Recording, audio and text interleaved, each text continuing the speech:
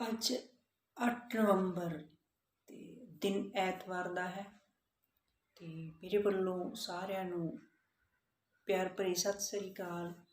ਆਸ ਕਰਦੇ ਹਾਂ ਕਿ ਅੱਜ 8 ਨਵੰਬਰ ਦੀ ਸੋਹਣੀ ਸੱਜਰੀ ਕੂਲ ਸਵੇਰ ਜਿਹੜੀ ਹੈਗੀ ਆ ਤੁਹਾਨੂੰ ਸਾਰਿਆਂ ਨੂੰ ਖੁਸ਼ੀਆਂ ਖੇੜੇ ਆਨੰਦ ਬਖਸ਼ੇ ਤੇ ਪ੍ਰਮਾਤਮਾ ਤੁਹਾਨੂੰ ਸਭ ਨੂੰ ਚੜ੍ਹਦੀਆਂ ਕਲਾ ਦੇ ਵਿੱਚ ਰੱਖੇ। ਔਰ ਮਨੁੱਖ ਦੀ ਇਹ ਫਿਤਰਤ ਹੈ ਜਾਂ ਕਹਿ ਲਓ ਕੁਦਰਤ ਦਾ ਇੱਕ ਨਿਯਮ ਹੈ ਕਿ ਹਰ ਦਿਨ ਜਦੋਂ ਸੱਜਰੀ ਸਵੇਰ ਦੀ ਜਿਹੜੀ ਇੱਕ ਕਿਰਨ ਦੇ ਨਾਲ, ਸੂਰਜ ਦੀ ਇੱਕ ਕਿਰਨ ਦੇ ਨਾਲ, ਰੋਸ਼ਨੀ ਦੇ ਨਾਲ ਆਰੰਭਤਾ ਹੁੰਦੀ ਹੈ ਤਾਂ ਰੋਜ਼ ਕੁਝ ਨਵਾਂ ਵਾਪਰਦਾ ਹੈ। ਕੱਲ੍ਹ ਵੀ ਬਹੁਤ ਕੁਝ ਨਵਾਂ ਵਾਪਰਿਆ ਔਰ ਅੱਜ ਵੀ, ਕਿਉਂਕਿ ਜੋ ਇਹ ਕੁਦਰਤ ਦਾ ਨਿਯਮ ਹੈ, ਜੋ ਅਕਾਲ ਪੁਰਖ ਵਾਹਿਗੁਰੂ ਦਾ ਇੱਕ ਸਾਜੀ ਹੋਈ ਸ੍ਰਿਸ਼ਟੀ ਦਾ ਜੋ ਪ੍ਰਕਲਨ ਹੈ, ਉਹਨੂੰ ਸਮਝਣਾ ਸਾਡੇ ਵਰਗੇ ਤੁੱਛ ਬੁੱਧੀ ਦੇ ਲਈ ਬਹੁਤ ਵੱਡੀ ਗੱਲ ਹੈ। ਅਸੀਂ ਨਹੀਂ ਸਮਝ ਸਕਦੇ ਕੁਦਰਤ ਕੀ ਕਰ ਰਹੀ ਹੈ, ਕੀ ਕਰਨਾ ਚਾਹੁੰਦੀ ਹੈ। ਔਰ ਸਾਨੂੰ ਤਾਂ ਜੋ ਸਾਡੇ ਹਿੱਸੇ, ਜੋ ਵੀ ਡਿਊਟੀ, ਜੋ ਵੀ ਸੇਵਾਵਾਂ ਉਸ ਅਕਾਲ ਪੁਰਖ ਨੇ ਲਾਈਆਂ ਹੁੰਦੀਆਂ, ਉਹ ਕਿਸੇ ਨਾ ਕਿਸੇ ਤਰੀਕੇ ਦੇ ਨਾਲ ਉਹ ਲੈ ਹੀ ਰਿਹਾ। ਸੋ ਸਵੇਰ ਦਾ ਦਿਨ ਸਾਨੂੰ ਉਸ ਅਕਾਲ ਪੁਰਖ ਵਾਹਿਗੁਰੂ ਦੀ ਪ੍ਰਾਰਥਨਾ ਦੇ ਨਾਲ, ਪ੍ਰੇਅਰ ਦੇ ਨਾਲ, ਉਸ ਦੀ ਉਸਤਤੀ ਦੇ ਨਾਲ ਕਰ ਲੈਣਾ ਚਾਹੀਦਾ। ਭਾਵੇਂ ਉਹ ਗੁਰਬਾਣੀ ਪੜ੍ਹਨਾ ਹੋਵੇ ਜਾਂ ਫਿਰ ਜਿਸ ਦਾ ਜੋ ਵੀ ਅਕੀਦਾ ਹੈ, ਜੋ ਵਿਸ਼ਵਾਸ ਹੈ, ਜੋ ਇਸ਼ਟ ਹੈ, ਜਿਸ ਵੀ ਤਰੀਕੇ ਨਾਲ ਉਸ ਵਾਹਿਗੁਰੂ ਨਾਲ, ਉਸ ਅਕਾਲ ਪੁਰਖ ਨਾਲ, ਉਸ ਗੋਡ ਨਾਲ ਜੁੜ ਸਕਦਾ ਹੈ, ਉਹਦਾ ਸ਼ੁਕਰੀਆ ਅਦਾ ਕਰਨਾ ਚਾਹੀਦਾ ਕਿ ਉਹਦੀ ਮਿਹਰ ਹੀ ਹੈ ਕਿ ਅਸੀਂ ਅੱਜ ਦੀ ਜਿਹੜੀ ਸਵੇਰ ਆ ਉਹ ਦੇਖ ਰਹੇ ਹਾਂ, ਸਾਡੇ ਸਵਾਸ ਚੱਲ ਰਹੇ ਆ ਔਰ ਉਹਦੀ ਮਿਹਰ ਹੀ ਹੈ ਕਿ ਆਪਾਂ ਗੱਲ ਕਰੀਏ ਤਾਂ ਹਰ ਪਾਸੇ ਜਿਹੜੀ ਕਹਿ ਲਓ ਕਿ ਬਨਸਪਤੀ ਹੈ ਉਹ ਟਹਿਕ ਰਹੀ ਹੈ, ਮਹਿਕ ਰਹੀ ਹੈ ਔਰ ਹੁਲਾਰੇ ਖਾ ਰਹੀ ਹੈ। ਪੰਛੀ ਜੋ ਹੈਗੇ ਨੇ ਉਹ ਵੀ ਉਡਾਰੀਆਂ ਭਰ ਰਹੇ ਨੇ। ਸੋ ਇਹ ਸਾਰੀਆਂ ਚੀਜ਼ਾਂ ਦਾ ਸਾਨੂੰ ਪਹਿਲਾਂ ਜ਼ਰੂਰ ਜਿਹੜਾ ਹੈਗਾ ਨਿਰੀਖਣ ਕਰ ਲੈਣਾ ਚਾਹੀਦਾ, ਇਹਨਾਂ ਨੂੰ ਵਾਚ ਲੈਣਾ ਚਾਹੀਦਾ। ਔਰ ਇਹੀ ਇੱਕ ਜ਼ਿੰਦਗੀ ਹੈ ਜਿਹਨੂੰ ਕਿਹਾ ਜਾਂਦਾ ਮਾਨਵ। ਸੋ ਮਾਨਵ ਇਕੱਲਾ ਆਪਣੇ ਆਪ ਦੇ ਵਿੱਚ ਕੁਝ ਨਹੀਂ ਹੈ, ਇਹਦੀ ਹੋਂਦ ਹਸਤੀ ਓਨੀ ਦੇਰ ਨਹੀਂ ਹੈ ਜਿੰਨੀ ਦੇਰ ਅਕਾਲ ਪੁਰਖ ਵਾਹਿਗੁਰੂ ਕੁਦਰਤ ਵੱਲੋਂ ਜਿਹੜੀਆਂ ਜੋ ਵੀ ਇੱਥੇ ਕ੍ਰੀਏਸ਼ਨ ਕੀਤੀ ਗਈ ਹੈ, ਚਾਹੇ ਉਹ ਬਨਸਪਤੀ ਦੇ ਰੂਪ 'ਚ ਹੋਵੇ, ਚਾਹੇ ਉਹ ਪੰਛੀਆਂ ਦੇ ਰੂਪ 'ਚ ਹੋਵੇ, ਅਤੇ ਚਾਹੇ ਜੋ ਵੀ ਗੈਰ ਮਨੁੱਖੀ ਵਣ ਹੋਏ, ਪਸ਼ੂ ਪੰਛੀ ਹੋਏ, ਝਰਨੇ ਹੋਏ, ਪਹਾੜ ਹੋਏ, ਇਹ ਸਾਰੀਆਂ ਚੀਜ਼ਾਂ ਦੇ ਨਾਲ ਮਾਨਵ ਦੀ ਜਿਹੜੀ ਹੋਂਦ ਹੈ ਉਹ ਬਰਕਰਾਰ ਰਹਿ ਸਕਦੀ ਹੈ। ਪਰ ਪਤਾ ਨਹੀਂ ਸਾਡੀ ਕੀ ਤਰਾਸਦੀ ਰਹੀ ਹੈ, ਕੀ ਸਾਡੀ ਬਦਕਿਸਮਤੀ ਸੀ ਕਿ ਅਸੀਂ ਇਹਨਾਂ ਸਭ ਦੇ ਵਿੱਚ ਖਲਲ ਪਾ ਦਿੱਤਾ। ਔਰ ਦੇਖੋ, ਜਦੋਂ ਕਹਿੰਦੇ ਕਿ ਬੱਚਾ ਵਾਰ ਗਲਤੀ ਕਰਦਾ ਹੈ, ਮਾਂ ਉਹਨੂੰ ਹਰ ਵਾਰ ਜਿਹੜਾ ਮੁਆਫ ਕਰ ਦਿੰਦੀ ਹੈ। ਪਹਿਲੀ ਵਾਰ ਬੱਚਾ ਜਦੋਂ ਮਾਂ ਬੱਚੇ ਨੂੰ ਨਲਾ ਕੇ ਧੁਆ ਕੇ ਖੇਡਣ ਦੇ ਲਈ ਬਾਹਰ ਭੇਜਦੀ ਹੈ ਅਤੇ ਬੱਚਾ ਲਿਬੜ ਕੇ ਆ ਜਾਂਦਾ, ਮਾਂ ਉਹਨੂੰ ਵਾਰ ਨਹੀਂ ਕਰਦੀ, ਨਾ ਪੁੱਤਰ ਨਾ ਬੱਚੇ ਇੱਦਾਂ ਨਹੀਂ ਕਰਨਾ। ਦੂਸਰੀ ਵਾਰ ਫਿਰ ਉਹ ਉਸ ਤੋਂ ਜ਼ਿਆਦਾ ਲਿਬੜ ਕੇ ਆ ਜਾਂਦਾ, ਮਾਂ ਥੋੜ੍ਹਾ ਹੋਰ ਤਲਖੀ ਨਾਲ ਬੋਲਦੀ। ਤੀਸਰੀ ਵਾਰ ਫਿਰ ਲਿਬੜ ਕੇ ਆ ਜਾਂਦਾ ਹੈ, ਮਾਂ ਹੋਰ ਤਲਖੀ ਨਾਲ ਬੋਲਦੀ ਹੈ। ਜਦੋਂ ਬਾਰ ਇਹ ਪ੍ਰਕਿਰਿਆ ਚੱਲਦੀ ਰਹਿੰਦੀ ਹੈ, ਬੱਚਾ ਬਾਰ ਮਾਂ ਨੂੰ ਪਰੇਸ਼ਾਨ ਕਰਦਾ ਹੈ ਔਰ ਬਹੁਤ ਮਤਲਬ ਮੱਡ ਦੇ ਵਿੱਚ, ਗਾਰੇ ਦੇ ਵਿੱਚ ਬਿਲਕੁਲ ਲਿਪਤ ਹੋ ਕੇ ਆ ਜਾਂਦਾ, ਫਿਰ ਮਾਂ ਉਹਦੇ ਚਪੇੜ ਵੀ ਮਾਰ ਦਿੰਦੀ ਹੈ ਮੂੰਹ 'ਤੇ। ਕੀ ਹੁਣ ਤੁਸੀਂ ਮਾਂ ਦੀ ਇਸ ਚਪੇੜ ਨੂੰ ਵਾਇਓਲੇਸ਼ਨ ਦੇ ਵਿੱਚ ਲੈ ਕੇ ਜਾਓਗੇ, ਅਤਿਆਚਾਰ ਦੀ ਕੈਟੇਗਰੀ ਦੇ ਵਿੱਚ ਲੈ ਕੇ ਜਾਓਗੇ? ਕਿਉਂਕਿ ਮਾਂ ਨੇ ਜੇ ਚਪੇੜ ਮਾਰੀ ਵੀ ਹੈ ਬੱਚੇ ਦੇ ਤਾਂ ਇਸ ਕਰਕੇ ਮਾਰੀ ਹੈ ਕਿ ਸਰਦੀ ਦੇ ਮੌਸਮ ਦੇ ਵਿੱਚ ਬਾਰ-ਬਾਰ ਤੂੰ ਠੰਡੇ ਪਾਣੀ ਦੇ ਵਿੱਚ ਨਹਾਵੇਂਗਾ, ਲਿਬੜੇਗਾ ਗਾਰੇ ਦੇ ਨਾਲ, ਤੂੰ ਬਿਮਾਰ ਹੋ ਜਾਏਗਾ। ਉਸ ਚੀਜ਼ ਤੋਂ ਬਚਾਉਣ ਲਈ ਜੇ ਬੱਚਾ ਬਾਰ-ਬਾਰ ਹੀ ਸਮਝ ਨਹੀਂ ਰਿਹਾ ਸੀ ਤਾਂ ਫਿਰ ਮਾਂ ਕੋਲ ਇੱਕੋ ਇੱਕ ਆਪਸ਼ਨ ਬਚ ਜਾਂਦੀ, ਮਾਂ ਦਿਲੋਂ ਨਹੀਂ ਮਾਰਦੀ ਹੁੰਦੀ। ਇਸੇ ਤਰ੍ਹਾਂ ਕੁਦਰਤ ਸਾਡੀ ਮਾਂ ਹੈ ਔਰ ਮਾਂ ਸਾਨੂੰ ਬਾਰ-ਬਾਰ ਇਸ਼ਾਰੇ ਕਰ ਰਹੀ ਸੀ ਕਿ ਪੁੱਤਰੋ, ਧੀਓ, ਬੱਚਿਓ, ਸੰਭਲ ਜਾਓ, ਤੁਸੀਂ ਗਲਤ ਰਸਤੇ ਜਾ ਰਹੇ ਹੋ। ਪਰ ਅਸੀਂ ਨਹੀਂ ਸੰਭਲੇ, ਅਸੀਂ ਨਹੀਂ ਸਮਝੇ ਅਤੇ ਫਿਰ ਮਾਂ ਦਾ ਜਿਹੜਾ ਚਪੇੜ ਮਾਰਨਾ ਸਾਡੇ ਮੂੰਹ 'ਤੇ, ਥੋੜ੍ਹਾ ਜਿਹਾ ਸਾਨੂੰ ਜਗਾਉਣਾ ਇਹ ਜ਼ਰੂਰੀ ਸੀਗਾ, ਕਿਉਂਕਿ ਮਾਂ ਬੈਲੈਂਸ ਬਣਾ ਕੇ ਰੱਖਣਾ ਚਾਹੁੰਦੀ ਹੁੰਦੀ ਹੈ ਕਿ ਉਹਦੇ ਬੱਚਿਆਂ ਨੂੰ ਕੋਈ ਵੱਡੀ ਦਿੱਕਤ ਦਾ ਸਾਹਮਣਾ ਨਾ ਕਰਨਾ ਪਵੇ ਆਉਣ ਵਾਲੇ ਸਮੇਂ ਦੇ ਵਿੱਚ। ਸੋ ਇਹੀ ਕਾਰਨ ਹੈ ਜੇ ਅਸੀਂ ਸਮਝ ਲਈਏ ਤਾਂ। ਪਰ ਇਹ ਸੋਝੀ ਸਾਨੂੰ ਆਉਂਦੀ ਕਦੋਂ ਆ? ਜਦੋਂ ਅਸੀਂ ਇੱਥੇ ਵਿਚਾਰਾਂ ਇਕੱਠੀਆਂ ਕਰਕੇ ਇੱਥੋਂ ਫਿਰ ਇੱਥੇ ਜਦੋਂ ਲੈ ਆਉਂਦੇ ਹਾਂ ਅਸੀਂ, ਜਦੋਂ ਨਾ ਦਿਲ ਦੇ ਵਿੱਚ ਵਸਾ ਲੈਂਦੇ ਹਾਂ। ਸੋ ਜਦੋਂ ਅਸੀਂ ਇਹ ਮਹਿਸੂਸ ਕਰਨ ਲੱਗ ਜਾਂਦੇ ਹਾਂ, ਦੂਸਰੇ ਦਾ ਦਰਦ ਆਪਣਾ ਦਰਦ ਸਮਝਣ ਲੱਗ ਜਾਂਦੇ ਹਾਂ। ਮੈਂ ਕਿਉਂ ਕਹਿ ਰਹੀ ਹਾਂ? ਕਿਸਾਨਾਂ ਦੇ ਜੋ ਅੱਜ ਹਾਲਤ ਨੇ, ਜਿਸ ਦਰਦ ਦੇ ਵਿੱਚੋਂ, ਜਿਸ ਪੀੜਾ ਦੇ ਵਿੱਚੋਂ ਉਹ ਗੁਜ਼ਰ ਰਹੇ ਨੇ, ਚਾਹੇ ਉਹ ਮਾਨਸਿਕ ਪੀੜਾ ਹੈ, ਚਾਹੇ ਉਹ ਆਰਥਿਕ ਤੌਰ 'ਤੇ ਉਹਨਾਂ ਦਾ ਜੋ ਉਹਨਾਂ ਨੂੰ ਢਾਹ ਲੱਗਣ ਜਾ ਰਹੀ ਹੈ ਜਾਂ ਲੱਗ ਰਹੀ ਹੈ, ਉਹ ਪੀੜਾ ਹੈ। ਜੇ ਹਰ ਬਸ਼ੰਦਾ, ਹਰ ਬੰਦਾ, ਚਾਹੇ ਕਿਸੇ ਵੀ ਤਬਕੇ ਦੇ ਨਾਲ ਸੰਬੰਧ ਰੱਖਦਾ ਹੋਵੇ, ਉਹ ਕਿਸਾਨੀ ਧੰਦੇ ਦੇ ਨਾਲ ਸੰਬੰਧ ਰੱਖਦਾ ਹੋਵੇ ਜਾਂ ਨਾ ਰੱਖਦਾ ਹੋਵੇ, ਲੇਕਿਨ ਜੇਕਰ ਉਹ ਇੱਕ ਕਹਿ ਲਓ ਮਾਨਵੀ ਸੰਕਲਨ ਰੱਖਦਾ ਹੋਇਆ, ਇੱਕ ਮਾਨਵੀ ਮਾਦਾ ਰੱਖਦਾ ਹੋਇਆ, ਜੇ ਕਿਸਾਨ ਦਾ ਦਰਦ ਉਹ ਆਪਣੇ ਦਿਲ ਦੇ ਵਿੱਚ ਉਤਾਰ ਕੇ ਖੁਦ ਆਪਣੀ ਚਮੜੀ ਦੇ ਉੱਪਰ ਮਹਿਸੂਸ ਕਰਨ ਲੱਗ ਜਾਵੇ, ਖੁਦ ਨੂੰ ਉਸ ਜਿਹੜਾ ਲਾਈਨ ਦੇ ਵਿੱਚ ਖੜਾ ਕਰਕੇ ਸੋਚਣ ਲਈ ਮਜਬੂਰ ਹੋ ਜਾਵੇ, ਦਿਲੋਂ, ਬਿਲਕੁਲ ਦਿਲੋਂ, ਸੱਚੇ ਸੁੱਚੇ ਸਾਫ਼ ਦਿਲ ਦੇ ਨਾਲ, ਕਿ ਜੇ ਕਿਸਾਨ ਦੀ ਜਗ੍ਹਾ ਮੈਂ ਹੁੰਦਾ ਤਾਂ ਮੇਰੇ ਨਾਲ ਇਹ ਕੁਛ ਵਾਪਰਿਆ ਹੁੰਦਾ ਤਾਂ ਫਿਰ ਮੈਂ ਕੀ ਕਰਦਾ। ਸੋ ਮੇਰੀ ਕਹਿਣ ਦਾ ਮਤਲਬ ਕਿ ਜਿੰਨੀ ਦੇਰ ਅਸੀਂ ਦੂਸਰੇ ਦਾ ਦਰਦ ਖੁਦ ਮਹਿਸੂਸ ਨਹੀਂ ਕਰਦੇ ਆਪਣੇ ਦਿਲ 'ਚ ਉਤਾਰ ਕੇ, ਅਸੀਂ ਕੋਈ ਮਦਦ ਨਹੀਂ ਕਰ ਸਕਦੇ ਦਿਲ ਖੋਲ੍ਹ ਕੇ। ਕਿਉਂਕਿ ਉਨੀ ਦੇਰ ਦੇਖੋ, ਇੱਕ ਐਗਜ਼ਾਮਪਲ ਹੈ ਸਾਡੇ ਸਾਹਮਣੇ, ਮਾਂ ਦਾ ਆਪਣੇ ਬੱਚੇ ਨਾਲ ਬਹੁਤ ਜ਼ਿਆਦਾ ਪਿਆਰ ਹੁੰਦਾ। ਮਾਂ ਆਪਣੇ ਬੱਚੇ ਦੇ ਲਈ ਹਰ ਕੁਰਬਾਨੀ ਦੇਣ ਲਈ ਤਿਆਰ ਹੋ ਜਾਂਦੀ ਹੈ। ਤੁਸੀਂ ਇੱਕ ਕਹਾਵਤ ਵੀ ਸੁਣੀ ਹੋਣੀ, ਕਹਾਣੀ ਸੁਣੀ ਹੋਣੀ ਹੈ, ਕਹਾਵਤ ਕਹਿਤਾ, ਕਹਾਣੀ, ਭਾਵੇਂ ਕਿ ਉਹ ਕਹਾਣੀ ਮਿੱਥ ਆ, ਪਰ ਸਮਾਜ ਨੂੰ ਸਮਝਾਉਣ ਵਾਸਤੇ ਇਹ ਇੱਦਾਂ ਦੀਆਂ ਕਹਾਣੀਆਂ ਜਿਨ੍ਹਾਂ ਨੇ ਵੀ ਬਣਾਈਆਂ, ਉਹਨਾਂ ਦੀ ਸੋਚ ਨੂੰ ਸਲਾਮ ਕਰਨਾ ਵੀ ਬਣਦਾ ਹੈ। ਇੱਕ ਕਹਾਣੀ ਹੈ, ਕਵੀਸ਼ਰਾਂ ਕੋਲੋਂ ਬਚਪਨ 'ਚ ਸੁਣਦੇ ਸੀਗੇ ਕਿ ਇੱਕ ਮਾਂ ਦਾ ਬੱਚਾ ਜਿਹੜਾ ਹੈਗਾ, ਉਹਦਾ ਕਿਸੇ ਮੁਟਿਆਰ ਦੇ ਨਾਲ ਜਿਹੜਾ ਕੋਈ ਪ੍ਰੇਮ ਪੈ ਜਾਂਦਾ ਅਤੇ ਉਹ ਉਹਦੇ ਨਾਲ ਸ਼ਾਦੀ ਕਰਾਉਣ ਦੀ ਜਦੋਂ ਪ੍ਰਪੋਜ਼ਲ ਰੱਖਦਾ ਅਤੇ ਉਹ ਉਹਨੂੰ ਕਹਿੰਦੀ ਹੈ ਕਿ ਵੀ ਜੇ ਤੂੰ ਮੇਰੇ ਨਾਲ ਵਿਆਹ ਕਰਾਉਣਾ ਹੈ ਅਤੇ ਤੂੰ ਆਪਣੀ ਮਾਂ ਦਾ ਕਲੇਜਾ ਕੱਢ ਕੇ ਲੈ ਕੇ ਆ। ਸੋ ਉਹ ਘਰ ਜਾਂਦਾ ਹੈ ਅਤੇ ਮਾਂ ਨੂੰ ਕਹਿੰਦਾ ਕਿ ਉਦਾਸ ਹੁੰਦਾ ਹੈ, ਅਤੇ ਮਾਂ ਪੁੱਛਦੀ ਹੈ ਵੀ, ਕਿਉਂਕਿ ਬੱਚੇ ਦੀ ਨਾ ਪਲ ਪਲ ਦੀ ਖਬਰ ਮਾਂ ਨੂੰ ਹੁੰਦੀ ਹੈ, ਜੇ ਜ਼ੁਬਾਨੋਂ ਬੋਲ ਕੇ ਵੀ ਨਾ ਦੱਸੇ, ਜ਼ੁਬਾਨ ਤੋਂ ਨਹੀਂ ਦੱਸਦਾ ਤਾਂ ਮਾਂ ਉਹਦੇ ਚਿਹਰੇ ਤੋਂ ਪਹਿਚਾਣ ਲੈਂਦੀ ਹੈ ਕਿ ਅੱਜ ਮੇਰਾ ਬੱਚਾ ਉਦਾਸ ਹੈ ਜਾਂ ਖੁਸ਼ ਹੈ। ਉਹਨੇ ਪੁੱਛਿਆ ਕਿ ਪੁੱਤਰ ਤੂੰ ਉਦਾਸ ਕਿਉਂ ਆ? ਅਤੇ ਉਹਨੇ ਕਿਹਾ ਕਿ ਆਪਣੀ ਜਿਹੜੀ ਗੱਲ ਸੀ ਦੱਸੀ ਕਿ ਵੀ ਜਿਹੜੀ ਲੜਕੀ ਜਿਹਨੂੰ ਮੈਂ ਚਾਹੁੰਦਾ ਹਾਂ ਵੀ ਉਹਨੇ ਇਹ ਮੇਰੇ ਸਾਹਮਣੇ ਇੱਕ ਸ਼ਰਤ ਰੱਖੀ ਹੈ। ਮਾਂ ਤਾਂ ਮਾਂ ਹੀ ਸੀ ਨਾ।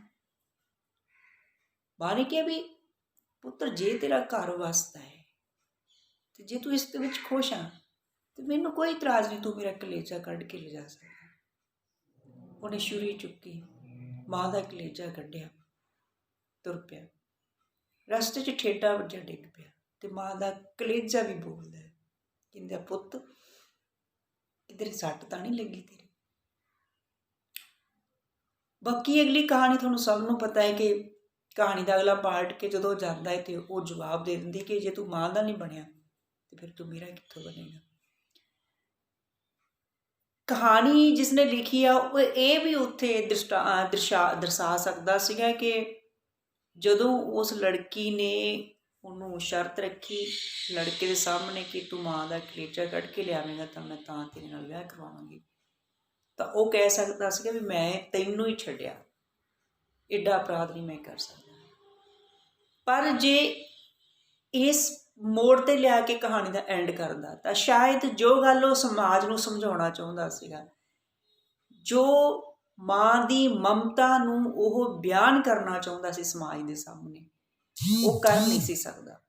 ਸੋ ਇੱਕ ਵਧੀਆ ਤਰੀਕਾ ਸੀਗਾ ਇਹਨੂੰ ਜਿਹੜੀ ਡਿਫਾਈਨ ਕਰਨ ਵਾਸਤੇ ਮਾਂ ਦੀ ਮਮਤਾ ਨੂੰ।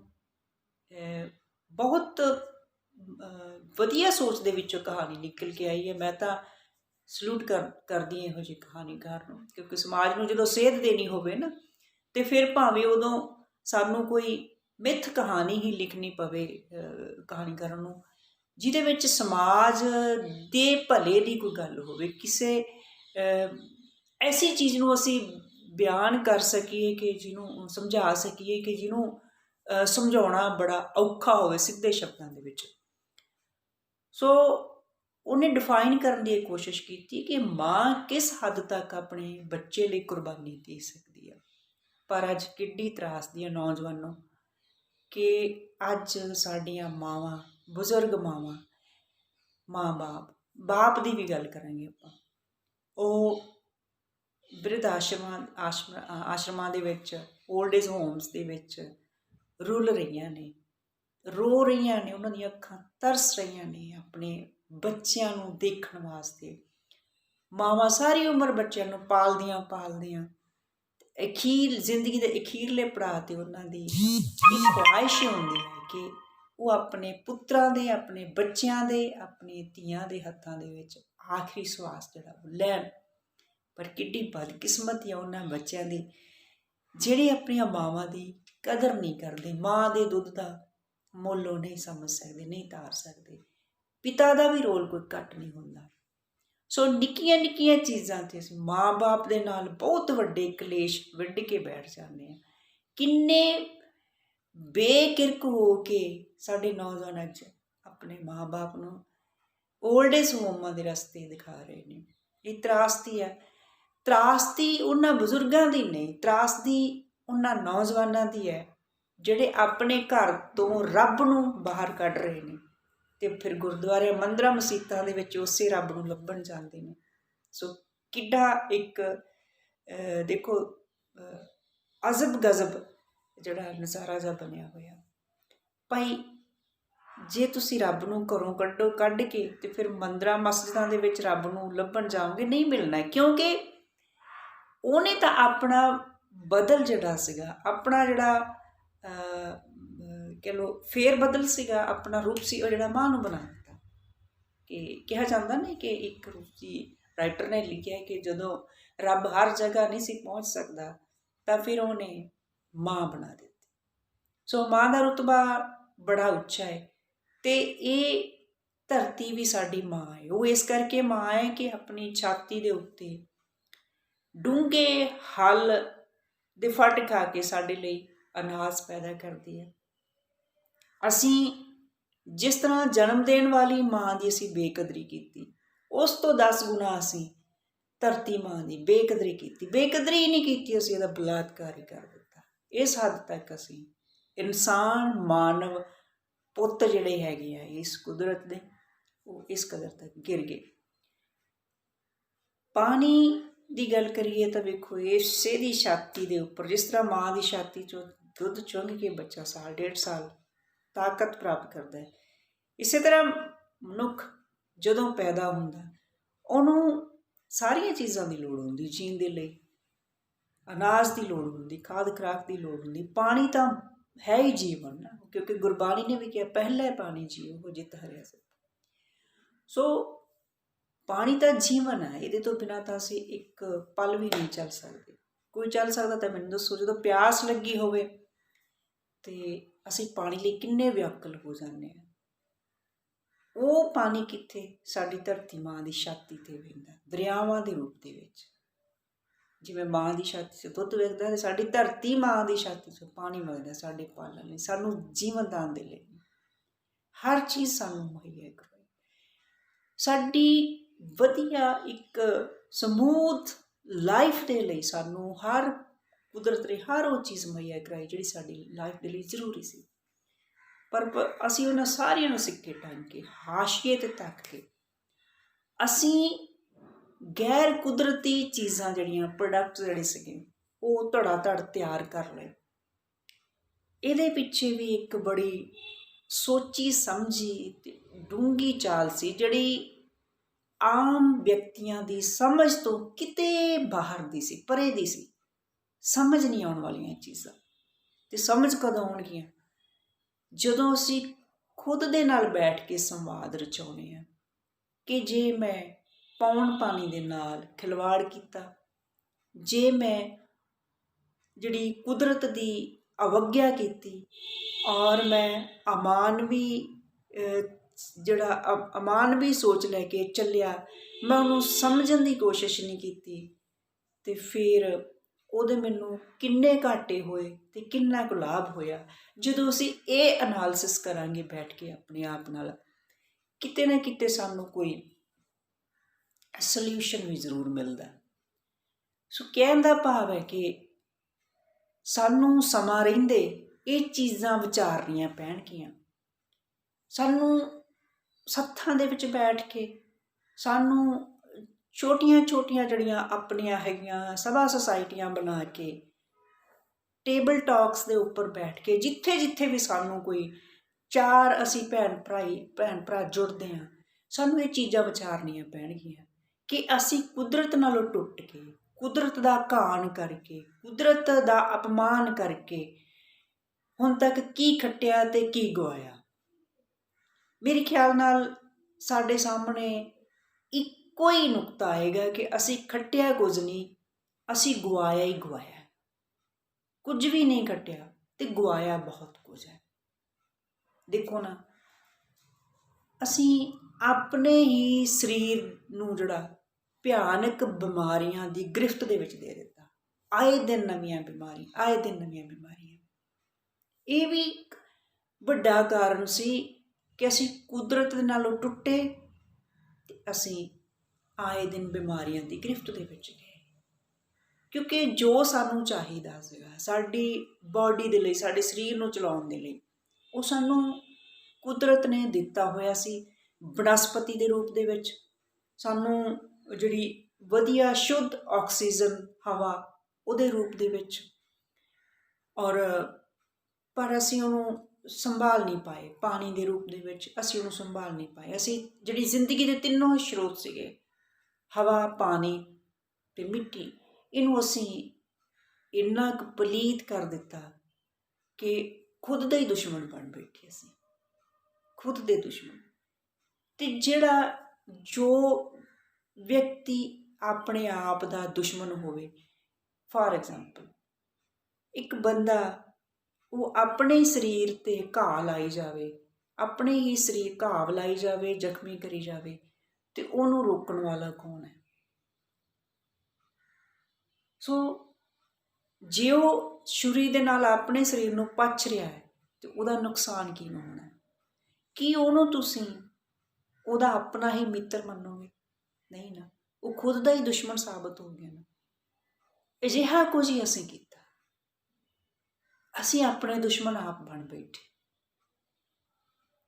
ਅਸੀਂ ਇਹਨਾਂ ਚੀਜ਼ਾਂ ਨੂੰ ਵਿਚਾਰਨ ਦੀ ਬਜਾਏ ਜਿਹੜੇ ਬਾਹਰ ਸਾਡੇ ਸੋ ਕਾਲਡ ਦੁਸ਼ਮਣ ਨੇ, ਉਹਨਾਂ ਦੇ ਨਾਲ ਫਾਈਟ ਕਰਨ ਦੇ ਵਿੱਚ ਬਹੁਤ ਸਮਾਂ ਗਵਾ ਦਿੱਤਾ।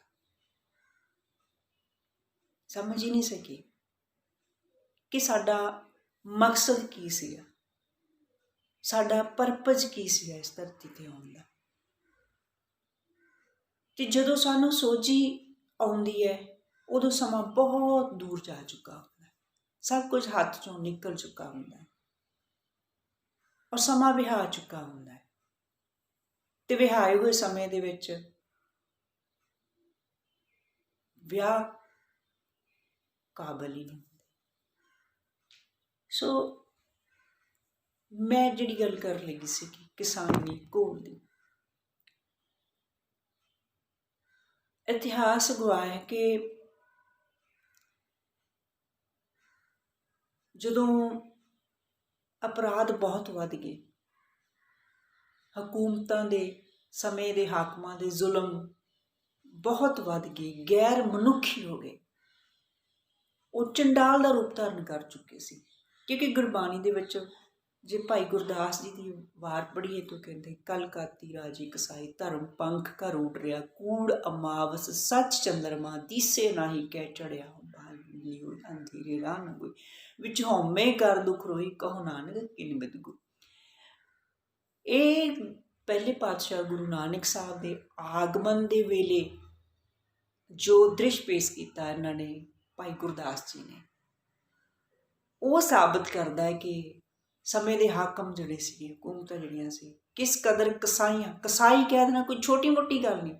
ਕਸਾਈ ਕੌਣ ਹੁੰਦੇ? ਕਸਾਈ ਜਿਹੜੇ ਬੱਕਰੇ ਕੱਟਦੇ ਉਹਨਾਂ ਨੂੰ ਕਹਿੰਦੇ ਹਾਂ ਅਸੀਂ।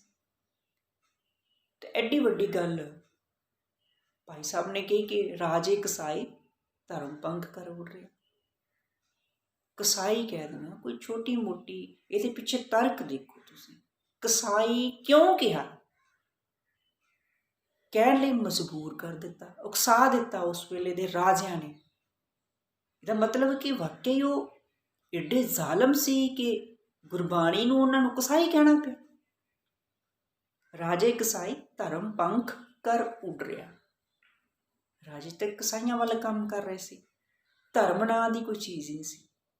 ਹੁਣ ਜੇ ਉਹ ਕਹਿ ਰਹੇ ਵੀ ਧਰਮ ਪੰਖ ਕਰ ਉੱਡ ਰਿਹਾ, ਤਾਂ ਫਿਰ ਗੁਰਬਾਣੀ ਸਾਨੂੰ ਇਹ ਦੱਸ ਰਹੀ ਹੈ ਕਿ ਧਰਮ ਦਾ ਹੋਣਾ ਵੀ ਜ਼ਰੂਰੀ ਹੈ। ਧਰਮ ਦਾ ਹੋਣਾ ਜ਼ਰੂਰੀ ਹੈ, ਇਹ ਮੋਹਰ ਲਾਉਂਦੀ ਹੈ ਨਾ ਗੁਰਬਾਣੀ। ਕਸਾਈ ਕਦੋਂ ਬਣ ਗਏ?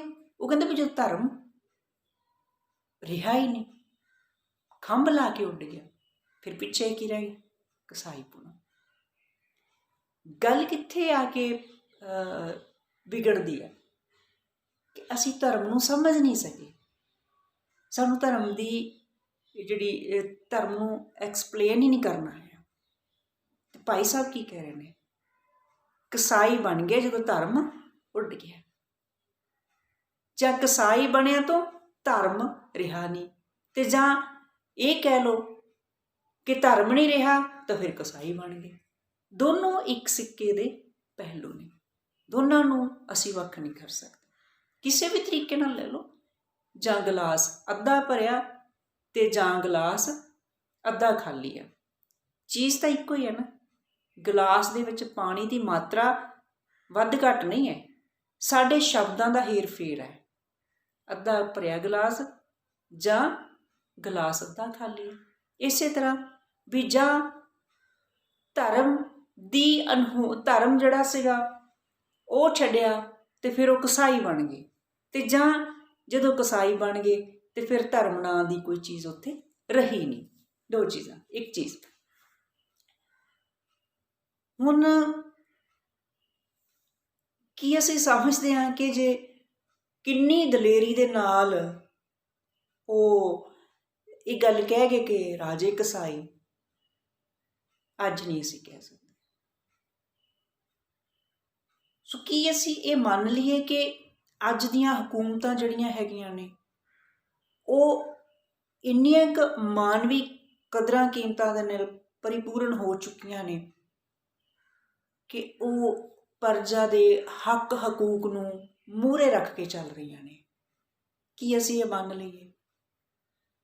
ਤੇ ਜੇ ਅਸੀਂ ਸ਼ਾਬਦਿਕ ਰੂਪ ਦੇ ਵਿੱਚ ਇਹ ਮੰਨ ਵੀ ਲਈਏ ਅੱਖਰੀ ਰੂਪ 'ਚ, ਤਾਂ ਕੀ ਇਹਦਾ ਪ੍ਰੈਕਟੀਕਲ ਹੈ?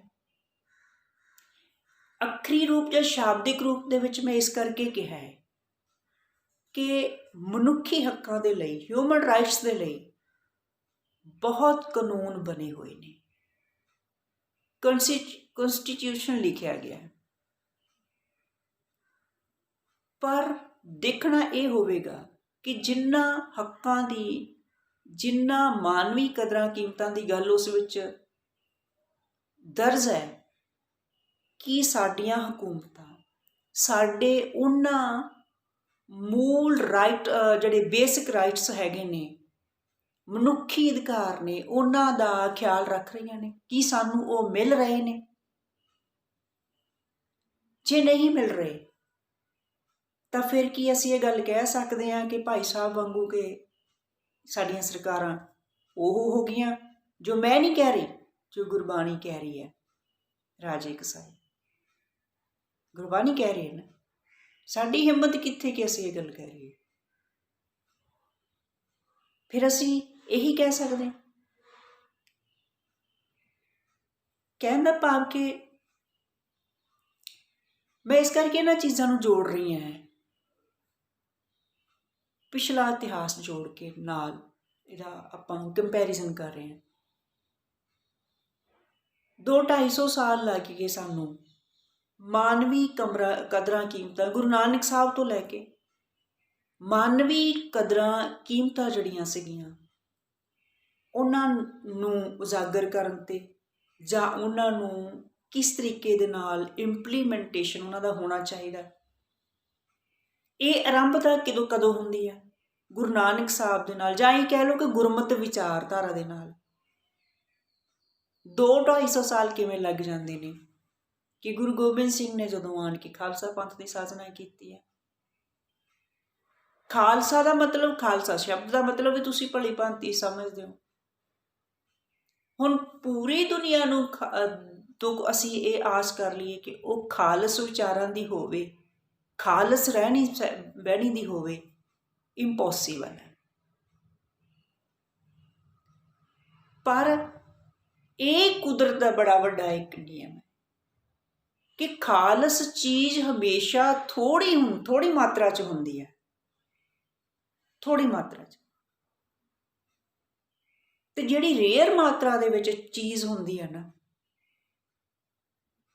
ਉਹਨੂੰ ਹਰ ਪਾਸੇ ਤੋਂ ਜਿਹੜੇ ਹੈਗੇ ਲੁਟੇਰੇ ਜਾਬਰ ਲੁੱਟਣ ਦੀ ਤਾਕ ਦੇ ਵਿੱਚ 24 ਘੰਟੇ ਬੈਠੇ ਰਹਿੰਦੇ ਨੇ।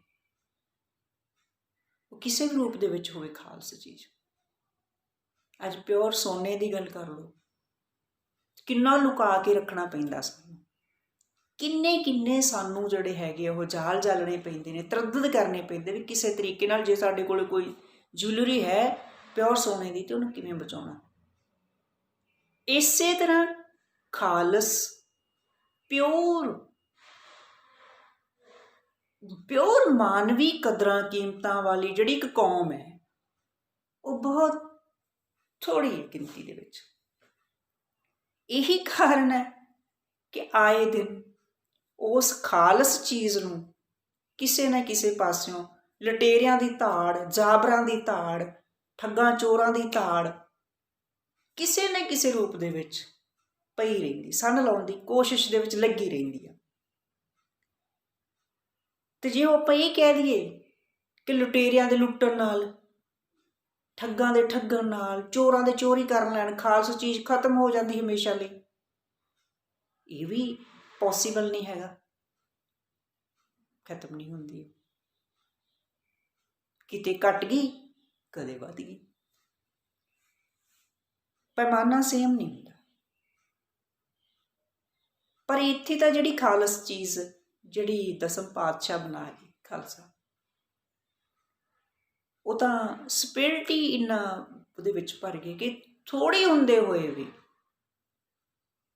ਪੂਰੇ ਵਰਲਡ ਦੇ ਵਿੱਚ ਉਹਨੇ ਜਿਹੜੇ ਆਪਣੇ ਗੁਣਾਂ ਦੀ ਮਹਿਕ ਹੈ ਉਹ ਖਿਲਾਰਨੀ ਹੈ, ਖਿਲਾਰ ਵੀ ਰਹੀ ਹੈ। ਹੁਣ ਸ਼ੁੱਧ ਸੋਨੇ ਦੇ ਵਿੱਚ ਮਿਲਾਵਟ ਵੀ ਵੱਡੇ ਪੱਧਰ ਤੇ ਹੁੰਦੀ ਹੈ। ਜਦੋਂ ਮਿਲਾਵਟ ਹੁੰਦੀ ਹੈ ਤੇ ਮਿਲਾਵਟੀ ਸੋਨੇ ਦੀ ਦਿੱਖ ਵਾਲੇ ਉਸ ਧਾਤ ਨੂੰ ਵੀ ਅਸੀਂ ਸੋਨਾ ਮੰਨ ਲੈਂਦੇ ਹਾਂ।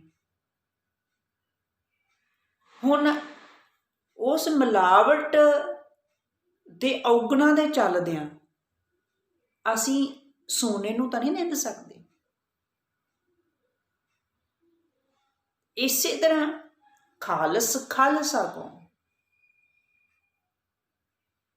ਜੇ ਵਿੱਚ ਕੁਝ ਮਿਲਾਵਟ ਹੋ ਜਾਂਦੀ ਹੈ ਇਸ ਦੇ ਵਿੱਚ, ਤਾਂ ਕਿ ਅਸੀਂ ਸਮੁੱਚੇ ਸਿੱਖ ਪੰਥ ਜਾਂ ਸਮੁੱਚੀ ਉਸ ਕੌਮ ਨੂੰ ਹੀ ਨਿੰਦਣਾ ਸ਼ੁਰੂ ਕਰ ਦੇਵਾਂਗੇ। ਚਲੋ ਖੈਰ ਇਹ ਇੱਕ ਅਲੱਗ ਵਿਸ਼ਾ ਹੈ, ਇਹਦੇ 'ਤੇ ਬੜੀ ਡਿਬੇਟ ਹੋ ਸਕਦੀ ਹੈ।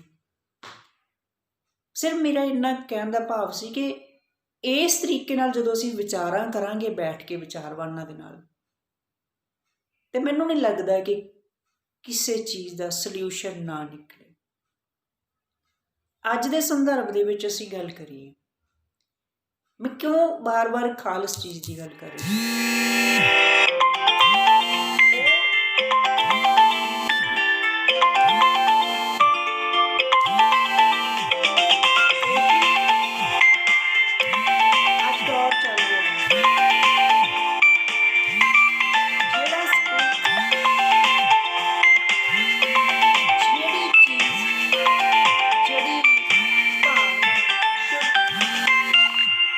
ਪਾਤਸ਼ਾਹ ਨੇ ਇਸ ਕੌਮ ਦੇ ਵਿੱਚ ਭਰੀ ਸੀ, ਉਸੇ ਸਿਧਾਂਤ ਨੂੰ ਬੇਸ ਬਣਾ ਕੇ ਅੱਜ ਸਾਡਾ ਕਿਸਾਨ ਲੜ ਰਿਹਾ। ਦੇਖੋ ਨਾ, ਉਸ ਵੇਲੇ ਕਹਿੰਦੇ ਸਿੰਘ ਜੰਗਲਾਂ ਦੇ ਵਿੱਚ ਸਿੱਖ ਕੌਮ ਜਿਹੜੀ ਸੀ ਰਹਿੰਦੀ ਸੀ, ਘੋੜਿਆਂ ਦੀਆਂ ਕਾਠੀਆਂ ਤੇ ਸੌਂ ਕੇ ਗੁਜ਼ਾਰਾ ਕਰਦੀ ਸੀ, ਤੇ ਛੋਲਿਆਂ ਦੀ ਮੁੱਠ ਇਤਿਹਾਸ ਗਵਾ ਕੇ, ਛੋਲਿਆਂ ਦੀ ਮੁੱਠ ਖਾ ਕੇ ਵੀ ਉਹਨਾਂ ਨੇ ਜੰਗੇ ਮੈਦਾਨ ਦੇ ਵਿੱਚ ਆਪਣੀ ਬਹਾਦਰੀ ਦੇ ਜ਼ੋਹਰ ਦਿਖਾਏ ਨੇ, ਦੁਸ਼ਮਣ ਨਾਲ ਲੜੇ ਨੇ। ਤੇ ਅੱਜ ਵੀ ਕਿਸਾਨ, ਭਾਵੇਂ ਕਿ ਉਹ ਹਥਿਆਰਬੰਦ ਨਹੀਂ, ਭਾਵੇਂ ਕਿ ਉਹ ਖਾਲਸਾਈ ਬਾਣੇ ਦੇ ਵਿੱਚ ਨਹੀਂ ਸਾਰੇ ਕਿਸਾਨ, ਲੇਕਿਨ ਹੂਬਹੂ ਉਸੇ ਤਰੀਕੇ ਦੇ ਨਾਲ ਲੜ ਰਹੇ ਨੇ, ਭਾਣਾ ਮੰਨ ਕੇ ਔਰ ਸਬਰ ਸੰਤੋਖ ਦੇ ਨਾਲ। ਛੋਲਿਆਂ ਦੀ ਮੁੱਠ ਖਾਣ ਵਾਲੀ ਗੱਲ ਹੀ ਹੈ ਕਿ ਉੱਥੇ ਜਿਹੜੇ ਸਿੱਧੇ ਸਾਦੇ ਸਿੰਪਲ ਲੰਗਰ ਚੱਲ ਰਹੇ ਨੇ, ਉਹ ਖਾ ਕੇ ਨੰਗੇ ਧੜ ਕਿਸਾਨ ਵੀ ਸਾਡੇ ਅੱਜ ਬੈਠੇ ਨੇ, ਆਪਣੇ ਹੱਕ ਦੀ ਲੜਾਈ ਲੜ ਰਹੇ ਨੇ। ਉਹ ਕੁਛ ਨਹੀਂ ਮੰਗਦੇ ਹੋਰ, ਉਹ ਕਿਸੇ ਦਾ ਹੱਕ ਨਹੀਂ ਖੋਣਾ ਚਾਹੁੰਦੇ, ਕਿਉਂਕਿ ਇਹ ਖਾਲਸੇ ਦਾ ਸਿਧਾਂਤ ਹੈ, ਇਹ ਸਿੱਖੀ ਦਾ ਸਿਧਾਂਤ ਹੈ ਕਿ ਕਿਸੇ ਦਾ ਹੱਕ ਨਹੀਂ ਖੋਣਾ, ਮਾਰਨਾ ਨਹੀਂ। ਉਹ ਕਿਸੇ ਦਾ ਹੱਕ ਮਾਰ ਵੀ ਨਹੀਂ ਰਹੇ, ਕਿਸੇ ਦਾ ਹੱਕ ਮੰਗ ਵੀ ਨਹੀਂ ਰਹੇ, ਕਿਸੇ ਦਾ ਹੱਕ ਖੋਣਾ ਵੀ ਨਹੀਂ ਚਾਹੁੰਦੇ ਤੇ ਖੋ ਵੀ ਨਹੀਂ ਰਹੇ, ਨਾ ਉਹਨਾਂ ਨੇ ਖੋਇਆ। ਉਹ ਆਪਣੇ ਹੱਕ ਦੀ ਗੱਲ ਕਰਦੇ, ਆਪਣੇ ਹੱਕ ਦੀ ਲੜਾਈ ਲੜ ਰਹੇ ਆ, ਭੁੱਖੇ ਰਹਿ ਕੇ, ਪਿਆਸੇ ਰਹਿ ਕੇ, ਔਰ ਹਾੜ ਦੀਆਂ ਜੇਠ ਦੀਆਂ ਧੁੱਪਾਂ ਵਿੱਚ ਸੜ ਕੇ, ਚਮੜੀ ਸਾੜ ਕੇ, ਤੇ ਹੁਣ ਉੱਤੋਂ ਸਰਦੀ ਆ ਗਈ ਤੇ ਹੁਣ ਵੀ ਨੰਗੇ ਧੜ ਉਹਨਾਂ ਨੇ ਲੜਨਾ। ਸੀਸ ਤਲੀ ਤੇ ਰੱਖ ਕੇ ਅੱਜ ਸਾਡਾ ਕਿਸਾਨ ਵੀਰ ਮੈਦਾਨੀ ਜੰਗ ਦੇ ਵਿੱਚ, ਤੇ ਬੜੇ ਸ਼ਾਂਤਮਈ ਤਰੀਕੇ ਨਾਲ, ਬਿਨਾਂ ਕਿਸੇ ਨੂੰ ਸਤਾਇਆ, ਬਿਨਾਂ ਕਿਸੇ ਨੂੰ ਦੁੱਖ ਦਿੱਤਿਆਂ, ਬਿਨਾਂ ਕਿਸੇ ਵਾਇਓਲੇਸ਼ਨ ਦੇ, ਬੜਾ ਪੀਸਫੁਲੀ ਧਰਨਿਆਂ ਦੇ ਵਿੱਚ ਬੈਠਾ, ਆਪਣੀਆਂ ਤਹਿਰੀਰਾਂ ਦੇ ਨਾਲ, ਤਕਰੀਰਾਂ ਦੇ ਨਾਲ, ਆਪਣੇ ਵਿਚਾਰਾਂ ਦੇ ਨਾਲ ਆਪਣੇ ਹੱਕਾਂ ਦੀ ਗੱਲ ਕਰ ਰਿਹਾ। ਪਰ ਉਹੀ ਗੱਲ, ਸਰਕਾਰਾਂ ਜਾਂ ਰਾਜਸੀ ਪਾਰਟੀਆਂ ਕੋਈ ਵੀ ਮੌਕਾ ਨਹੀਂ ਛੱਡ ਰਹੀਆਂ ਇਸ ਦਾ ਫਾਇਦਾ ਉਠਾਉਣ ਤੋਂ, ਇਸ ਨੂੰ ਕੈਸ਼ ਕਰਨ ਤੋਂ ਤੇ ਕ੍ਰੈਡੀਬਿਲਿਟੀ ਲੈਣ ਤੋਂ। ਪਰ ਜੇ ਸਾਡੀਆਂ ਹਕੂਮਤਾਂ ਵਾਕਈ ਮਾਨਵੀ ਮਾਦਾ ਰੱਖਦੀਆਂ ਤਾਂ ਫਿਰ ਉਹਨਾਂ ਨੂੰ ਕ੍ਰੈਡੀਬਿਲਿਟੀ ਤਾਂ ਆਟੋਮੈਟਿਕਲੀ ਮਿਲ ਜਾਣੀ, ਜੇਕਰ ਉਹ ਸਾਡੇ ਹੱਕ ਹਕੂਕ ਨੂੰ ਜਿਹੜਾ ਹੈਗਾ ਉਹ ਸੇਫ ਰੱਖਣ, ਸਾਡੇ ਹੱਕਾਂ ਤੇ ਡਾਕਾ ਨਾ ਮਾਰਨ। ਗੁਰਬਾਣੀ ਤਾਂ ਇਹ ਵੀ ਕਹਿੰਦੀ ਕਿ ਰਾਜਾ ਸੋਈ ਜੋ, ਜਿਹੜਾ ਰਾਜਾ ਉਹੀ ਹੈ ਜੋ ਤਖਤ ਦੇ ਲਾਇਕ ਹੁੰਦਾ, ਤਖਤ ਤੇ ਉਹੀ ਬੈਠ ਸਕਦਾ ਜਿਹੜਾ ਤਖਤ ਦੇ ਲਾਇਕ ਹੁੰਦਾ। ਤਖਤ ਦੇ ਲਾਇਕ ਕੌਣ ਹੁੰਦਾ ਹੈ? ਜਿਹੜੀ ਆਪਣੇ ਪ੍ਰਜਾ ਦੀ, ਆਪਣੇ ਲੋਕਾਂ ਦੇ ਹਰ ਅਧਿਕਾਰ ਦਾ ਖਿਆਲ ਰੱਖਦਾ ਹੈ, ਮਾਨਵੀ ਮਨੁੱਖੀ ਕਦਰਾਂ ਕੀਮਤਾਂ ਨੂੰ बढ़ोतरी दिंदा। पर इत्थे तां गंगा ही उल्टी वह रही है। इत्थे तां खुद राजा ही प्रजा दे हक कुचलन ते लगा होया वाजिद है। ते जदों राजा अपने कुकर्मां करके जां अपनियां गलत नीतियां करके जां अमानवी अनमनुखी चीज़ां करके प्रजा दे दिलो दिमाग तो निकल जाता है, अपने प्रति आदर की भावना पैदा करने की बजाय अपनियां गलत नीतियां करके अपनी ही प्रजा दे दिलो दिमाग दे विच अपने प्रति जो नफरत की चिंगारी छेड़ दिंदा ना, तां फिर वो जिहड़ी गरिमा हुंदी है राजा प्रजा की वो खत्म हो जाती है। फिर वो सत्कार का पात्र नहीं रहिंदा। हुकूमतां चाहे PM होवे चाहे CM होवे, PM पूरी कंट्री नूं रिप्रजेंट करदा है ते CM जिहड़ा हैगा वो एक राज नूं, एक स्टेट नूं, एक सूबे नूं रिप्रजेंट करदा है, उस सूबे की अगवाई करदा है ते PM पूरे देश की अगवाई करदा है।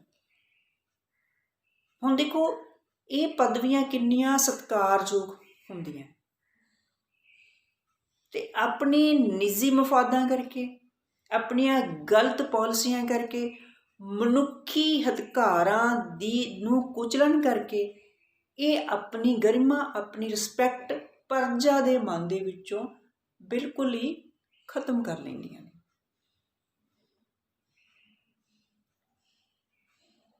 सो कहण दा भाव कि किसान कुछ ज़्यादा नहीं मांग रहा, वो अपना हक मांग रहा। इत्थे एक गल होर भी आपां विचार लईए कि किसान तां धुप्पां सर्दियां अपने पिंडे ते हंडाउण दा आदी हुंदा है। वो तां ये सारियां तंगियां तुरशियां कष्ट बर्दाश्त कर लेगा क्योंकि करदा है। पर एसियां च रहन वाले, हवाई जहाज़ां च सफ़र करने वाले कि वो जज्बियां दे जज्बातां दे उस ताकत का सामना कर पाउणगे, वो उन्हां नूं एनालिसिस कर लेना चाहिए। किन्ने सौखे हुंदे ने तुगलकी फरमान किसी AC रूम दे विच किसी बहुत ही लग्जरी ऑफिस दे विच बैठ के प्रजा ते लागू करते हैं। बहुत सौखे हुंदे ने, लेकिन उन्हां दे परिणाम दुष्परिणाम बैड रिजल्ट वो भी उन्हां नूं सामने रखने चाहिए। सो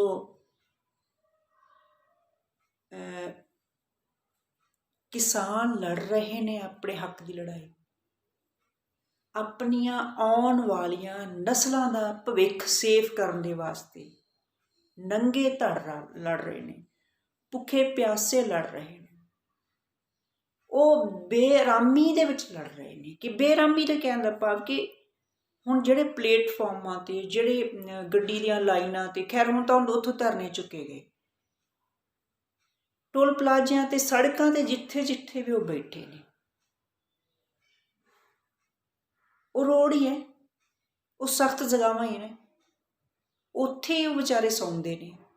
ना पुख्ता पानी के प्रबंध हुंदे ने उत्थे, ना कोई उत्थे जिहड़े कोई पैखाने टॉयलटां कुछ हुंदा है, ना कोई नहाउण लई पानी का इंतजाम, लेकिन फिर भी बैठे डटे हुए ने। वो असली सूरमे ने, असली खालसे ने, रियल खालसे ने। उन्हां ਸੋ ਕਾਲਡ ਦਿਖਾਵੇ ਦੇ ਖਾਲਸਿਆਂ ਨਾਲੋਂ ਉਹ ਅਸਲ ਖਾਲਸੇ ਨੇ, ਅਸਲ ਗੁਰੂ ਦੇ ਪੁੱਤਰ ਨੇ। ਗੁਰੂ ਗੋਬਿੰਦ ਸਿੰਘ ਦੇ ਅਸਲ ਪੁੱਤਰ ਨੇ। ਗੱਲ ਤਾਂ ਵੇਖੋ ਸਿਧਾਂਤਾਂ ਤੇ ਪਹਿਰਾ ਦੇਣ ਦੀ ਹੁੰਦੀ ਹੈ। ਤੇ ਪੁੱਤਰ ਕਿਹੜਾ ਪਿਆਰਾ ਹੁੰਦਾ ਬਾਪ ਨੂੰ? ਜਿਹੜਾ ਬਾਪ ਦੀ ਹਾਂ ਦੇ ਹਾਂ ਵਿੱਚ ਹਾਂ ਮਿਲਾਵੇ, ਬਾਪ ਦਾ ਆਗਿਆਕਾਰ ਹੋਵੇ, ਬਾਪ ਦੇ ਪਾਏ ਨਕਸ਼ੇ ਕਦਮਾਂ ਤੇ ਚੱਲੇ। ਤੇ ਫਿਰ ਬਾਪ ਇਹ ਨਹੀਂ ਦੇਖਦਾ ਕਿ ਮੇਰੇ ਪੁੱਤਰ ਨੇ ਬ੍ਰਾਂਡਡ ਚੀਜ਼ਾਂ ਪਾਈਆਂ, ਬ੍ਰਾਂਡਡ ਪਹਿਰਾਵਾ ਪਾਇਆ, ਸੋਹਣਾ ਪਹਿਰਾਵਾ ਪਾਇਆ, ਲਿਪਿਆ ਪੋਚਿਆ ਜਾਂ ਲਿਬੜਿਆ ਤਿਬੜਿਆ, ਜਾਂ ਉਹਨੇ ਫਟੇ ਹੋਏ ਕੱਪੜੇ ਪਾਏ ਆ, ਉਹਦੀਆਂ ਅੱਡੀਆਂ ਫਟੀਆਂ ਨਹੀਂ ਦੇਖਦਾ। ਉਹ ਦੇਖਦਾ ਕਿ ਮੇਰਾ ਕਿਹੜਾ ਪੁੱਤਰ ਮੇਰਾ ਆਗਿਆਕਾਰ। ਇਸੇ ਤਰ੍ਹਾਂ ਸਾਡੇ ਪਿਤਾ ਕੌਣ ਨੇ ਪੰਥ ਦੇ? ਗੁਰੂ ਗੋਬਿੰਦ ਸਿੰਘ ਮਹਾਰਾਜ। ਤੇ ਗੁਰੂ ਗੋਬਿੰਦ ਸਿੰਘ ਮਹਾਰਾਜ ਨੂੰ ਕਿਹੜਾ ਪੁੱਤਰ ਪਿਆਰਾ ਹੋਊਗਾ? ਕਿਸਾਨ ਮਜ਼ਦੂਰ ਹੀ ਪਿਆਰੇ ਹਨ, ਕਿਉਂਕਿ ਉਹ ਹੂ ਬਹੂ ਬਾਪ ਦੀਆਂ ਗੱਲਾਂ ਮੰਨ ਕੇ ਉਸ ਤੇ ਪਹਿਰਾ ਦੇ ਰਹੇ ਨੇ। ਤੇ ਲਿਪੇ ਪੋਚੇ ਤੇ ਕਾਰਾਂ ਤੇ ਚੜ੍ਹਨ ਵਾਲੇ, ਤੇ ਦੂਸਰਿਆਂ ਦਾ ਹੱਕ ਮਾਰ ਕੇ ਖਾਣ ਵਾਲੇ, ਤੇ ਜੀਆ ਘਾਤ ਕਰਨ ਵਾਲੇ, ਤੇ ਬਾਪ ਦੀ ਗੱਲ ਹੀ ਨਾ ਮੰਨਣ ਵਾਲੇ, ਤੇ ਲੇਕਿਨ ਬਾਪ ਦੀ ਕ੍ਰੈਡੀਬਿਲਿਟੀ ਨੂੰ ਕੈਸ਼ ਕਰਨ ਵਾਲੇ, ਜਿਨ੍ਹਾਂ ਨੂੰ ਅਸੀਂ ਕਹਿੰਦੇ ਚੀ ਤੇ ਖੂਨ ਲਾ ਕੇ ਸ਼ਹੀਦ ਅਖਵਾਉਣ ਵਾਲਿਆਂ ਦੀ ਕਤਾਰ 'ਚੋਂ, ਉਹਨਾਂ ਨੂੰ ਗੁਰੂ ਗੋਬਿੰਦ ਸਿੰਘ ਮਹਾਰਾਜ ਕਿੱਦਾਂ ਪਸੰਦ ਕਰਨਗੇ? ਕਦੇ ਵੀ ਨਹੀਂ। ਸੋ ਅੱਜ ਸਹੀ ਖਾਲਸਾ ਲੜ ਰਿਹਾ, ਅਸਲ ਖਾਲਸਾ ਲੜ ਰਿਹਾ ਕਿਸਾਨਾਂ ਦੇ ਰੂਪ 'ਚ। ਉਹ ਗੱਲ ਵੱਖਰੀ ਹੈ ਕਿ ਉਹਨਾਂ ਨੇ ਦਿਖਾਵੇ ਦੇ ਬਾਣੇ ਭਾਵੇਂ ਨਹੀਂ ਪਾਏ ਹੋਏ। ਜਿਹੜੀ ਰਹਿਣੇ ਦੀ ਗੱਲ ਮੇਰੇ ਗੁਰੂ ਪਿਤਾ ਕਰਕੇ ਗਏ ਸੀ, ਰਹਿ ਨਹੀਂ ਰਹੇ ਸੋਈ ਸਿੱਖ ਮੇਰਾ, ਉਹ ਸਾਹਿਬ ਮੈਂ ਉਸਕਾ ਚੇਰਾ, ਉਹਦੇ ਤੇ ਪਹਿਰਾ ਦੇ ਰਹੇ। ਅੰਦਰ ਦੀ ਰਹਿਣੀ ਦੀ ਉਹ ਪਹਿਰਾ ਦੇ ਰਹੇ। ਸੋ ਸਲੂਟ ਹੈ ਕਿਸਾਨ ਵੀਰੋ, ਤੁਹਾਡੀ ਇਸ ਪੀਸਫੁਲੀ ਹੱਕ ਦੀ ਲੜਾਈ। ਬਾਰ-ਬਾਰ ਸਲੂਟ ਹੈ, ਸਲਾਮ ਹੈ। ਇੱਕ ਗੁਜ਼ਾਰਿਸ਼ ਇਹ ਵੀ ਕਰਦੇ ਕਿ ਸ਼ਾਇਦ ਇਹ ਭੁਲੇਖੇ 'ਚ ਹੋ ਤੁਸੀਂ ਕਿ ਤੁਸੀਂ ਇਕੱਲੇ ਲੜ ਰਹੇ ਹੋ। ਨਹੀਂ, ਤੁਸੀਂ ਇਕੱਲੇ ਨਹੀਂ ਲੜ ਰਹੇ। ਤੁਹਾਡੇ ਨਾਲ ਖਾਲਸਾਈ ਸੋਚ ਲੜ ਰਹੀ ਹੈ। ਤੁਹਾਡੇ ਨਾਲ ਗੁਰੂ ਪਿਤਾ ਗੁਰੂ ਗੋਬਿੰਦ ਸਿੰਘ ਮਹਾਰਾਜ ਖੁਦ ਆਣ ਕੇ ਤੁਹਾਡੀ ਪੈਰਵੀ ਕਰ ਰਹੇ ਨੇ। ਤਾਂ ਹੀ ਇਸ ਤਰੀਕੇ ਦਾ ਜੌ ਜਲਾਲ ਬਣਿਆ ਹੋਇਆ ਤੁਹਾਡੀ ਜੰਗ ਦੇ ਵਿੱਚ। ਨਹੀਂ, ਆਪਣੀ ਕੋਈ ਹਸਤੀ ਨਹੀਂ ਕਿ ਇੰਨੀ ਲੰਬੀ ਜੰਗ ਹੋਵੇ, ਬਿਨਾਂ ਕਿਸੇ ਸੋਰਸ ਦੇ ਹੋਵੇ, ਬਿਨਾਂ ਕਿਸੇ ਆਰਮੀ ਤਿਆਰੀ ਦੇ ਹੋਵੇ, ਤੇ ਸਾਡਾ ਮੱਥਾ ਵੀ ਕਿਹਦੇ ਨਾਲ ਲੱਗਿਆ? ਹਿੰਦੁਸਤਾਨ ਦੀ, ਭਾਰਤ ਦੀ ਜ਼ਾਬਰ ਹਕੂਮਤ ਦੇ ਨਾਲ। ਹਕੂਮਤਾਂ ਦੇ ਨਾਲ ਲੜਾਈਆਂ ਕਰਨੀਆਂ ਕੋਈ ਸੌਖੀਆਂ ਨਹੀਂ ਹੈ। ਹਕੂਮਤਾਂ ਦੇ ਲੜਾਈਆਂ ਦੇ ਨਾਲ ਨੰਗੇ ਧੜ ਜਿਹੜੇ ਅਸੀਂ ਲੜ ਰਹੇ ਹਾਂ ਨਾ, ਤੇ ਸਾਡੀ ਅਗਵਾਈ ਕੌਣ ਕਰ ਰਹੇ ਨੇ? ਦਸਮ ਪਿਤਾ, ਉਹ ਜਾਂਬਾਜ਼ ਸਾਡਾ ਬਾਪੂ ਸਾਡੀ ਅਗਵਾਈ ਕਰ ਰਿਹਾ। ਇਹ ਮੰਨ ਕੇ ਚੱਲੀਏ ਅਸੀਂ, ਤੇ ਜਿੱਤ ਵੀ ਜ਼ਰੂਰੀ ਹੈ। ਹਾਂ, ਉਹ ਵੱਖਰੀ ਗੱਲ ਹੈ ਕਿ ਵਿਦਾਵੇ ਵੀ ਲਿਖੇ ਜਾਣਗੇ ਤੇ ਜ਼ਫਰਨਾਮੇ ਵੀ ਲਿਖੇ ਜਾਣਗੇ। ਦੇਖਣਾ ਹੀ ਹੋਏਗਾ ਕਿ ਔਰੰਗਜ਼ੇਬ ਜਿਹੜਾ ਮੌਜੂਦਾ ਔਰੰਗਜ਼ੇਬ ਆ, ਜ਼ਫਰਨਾਮਾ ਜਿਹੜਾ ਹੁਣ ਜ਼ਫਰਨਾਮਾ ਲਿਖਿਆ ਜਾਣਾ, ਉਹ ਜ਼ਫਰਨਾਮਾ ਉਸ ਦੀ ਆਤਮਾ ਨੂੰ ਕਿੰਨਾ ਕੁ ਛਲਣੀ ਕਰਦਾ। ਸੋ ਇਹ ਦੇਖਣਾ ਹੋਏਗਾ, ਜ਼ਰੂਰ ਦੇਖਾਂਗੇ। ਇੱਕ ਗੁਜ਼ਾਰਿਸ਼ ਹੈ, ਜਦੋਂ ਇਹ ਮੰਨ ਲਿਆ ਵੈਸੇ ਵੀ ਅਸੀਂ ਗੁਰੂ ਸਾਹਿਬ ਖੁਦ ਸਾਡੀ ਅਗਵਾਈ ਕਰ ਰਹੇ ਨੇ, ਗੁਜ਼ਾਰਿਸ਼ ਕਰਨੀ ਬਣਦੀ ਨਹੀਂ, ਫਿਰ ਵੀ ਇੱਕ ਬੇਨਤੀ ਜ਼ਰੂਰ ਹੈ ਕਿ ਸਾਡੇ ਇਸ ਅੰਦੋਲਨ ਨੂੰ, ਸ਼ਾਂਤਮਈ ਅੰਦੋਲਨ ਨੂੰ ਸੈਬੋਟਾਈਜ਼ ਕਰਨ ਵਾਸਤੇ ਬੜੀਆਂ ਹੀ ਚਾਲਾਂ ਚੱਲੀਆਂ ਜਾ ਰਹੀਆਂ। ਇਹ ਹੁੰਦਾ ਹੈ, ਹਰ ਸਮੇਂ ਦੇ ਅੰਦਰ ਹੁੰਦਾ ਰਿਹਾ, ਇਹ ਰੁਕ ਨਹੀਂ ਸਕਦਾ, ਹੋਏਗਾ। ਤੇ ਜਿੰਨਾ ਇਹ ਹੋਏਗਾ ਉਨੇ ਹੀ ਅਸੀਂ ਨਿਖਰ ਕੇ ਬਾਹਰ ਆਵਾਂਗੇ, ਉਨੇ ਹੀ ਅਸੀਂ ਤਾਕਤਵਰ ਹੋਵਾਂਗੇ, ਉਨੇ ਹੀ ਅਸੀਂ ਸਾਡੇ ਵਿੱਚ ਜਿਹੜਾ ਏਕੀਕਰਨ ਹੋਏਗਾ। ਸੋ ਉਹਨਾਂ ਨੂੰ ਆਪਣਾ ਕੰਮ ਕਰਨ ਦਿਓ, ਲੇਕਿਨ ਅਸੀਂ ਸ਼ਾਂਤੀ ਬਣਾ ਕੇ ਰੱਖਣੀ ਹੈ। ਅਸੀਂ ਧੀਰਜ ਤੋਂ, ਸੰਯਮ ਤੋਂ, ਸਬਰ ਤੋਂ ਕੰਮ ਲੈਣਾ ਹੈ। ਅਤੇ ਜੇ ਸਾਡੇ ਨਾਲ ਕੋਈ ਸਾਡੇ ਅੰਦੋਲਨ ਦੇ ਵਿੱਚ ਆ ਕੇ ਕੋਈ ਚਾਲਬਾਜ਼ ਉਨੀਕੀ ਕਰਨ ਦੀ ਕੋਸ਼ਿਸ਼ ਵੀ ਕਰਦਾ, ਅਤੇ ਉਹਨੂੰ ਬੜੇ ਠਰੰਮੇ ਦੇ ਨਾਲ, ਸੰਯਮ ਦੇ ਨਾਲ, ਧੀਰਜ ਦੇ ਨਾਲ ਨਿਪਟਣ ਦੀ ਕੋਸ਼ਿਸ਼ ਕਰਨੀ ਹੈ। ਵਿਚਾਰਾਂ ਦੇ ਨਾਲ, ਹਥਿਆਰਾਂ ਦੇ ਨਾਲ ਨਹੀਂ। ਅਸੀਂ ਹਥਿਆਰ ਚੁੱਕਣੇ ਹੀ ਨਹੀਂ, ਚਾਹੇ ਸਾਨੂੰ ਸਰਕਾਰਾਂ ਕਿੰਨਾ ਮਜਬੂਰ ਕਰਨ, ਨਹੀਂ ਚੁੱਕਣੇ ਅਸੀਂ ਹਥਿਆਰ, ਕਿਉਂਕਿ ਉਹ ਯੁੱਗ ਚਲਾ ਗਿਆ ਹਥਿਆਰਾਂ ਦੀ ਲੜਾਈ ਦਾ। ਵਿਚਾਰਾਂ ਦੀ ਲੜਾਈ ਅਸੀਂ ਵਿਚਾਰਾਂ ਨਾਲ ਹਰਾਵਾਂਗੇ। ਪਰ ਜੇ ਸਾਨੂੰ ਬਹੁਤ ਜ਼ਿਆਦਾ, ਉਹ ਅਗਲਾ ਪੜਾਅ ਹੈ, ਦੇਖਾਂਗੇ ਸਮਾਂ ਕੀ ਲੈ ਕੇ ਆਉਂਦਾ। ਪਰ ਅੱਜ ਬੇਨਤੀ ਹੱਥ ਬੰਨ੍ਹ ਕੇ ਨੌਜਵਾਨਾਂ ਨੂੰ ਵੀ ਕਿ ਸ਼ਾਂਤੀ ਬਣਾ ਕੇ ਰੱਖਿਓ, ਦੁਸ਼ਮਣ ਦੀਆਂ ਚਾਲਾਂ ਨੂੰ ਸਮਝਦੇ ਰਹੋ, ਵਾਚਦੇ ਰਹੋ। CID ਦੇ ਬੰਦੇ ਤਾਂ ਹਰੇਕ ਧਰਨੇ ਦੇ ਵਿੱਚ ਬੈਠੇ ਹੁੰਦੇ ਆ, ਹਾਰਡਲੀ ਨੋ ਮੈਟਰ, ਕੋਈ ਚਿੰਤਾ ਦੀ ਗੱਲ ਨਹੀਂ। ਗਲਤ ਕੁਛ ਹੋਣ ਨਾ ਦਿਓ, ਗਲਤ ਕੁਛ ਕਰਿਓ ਨਾ।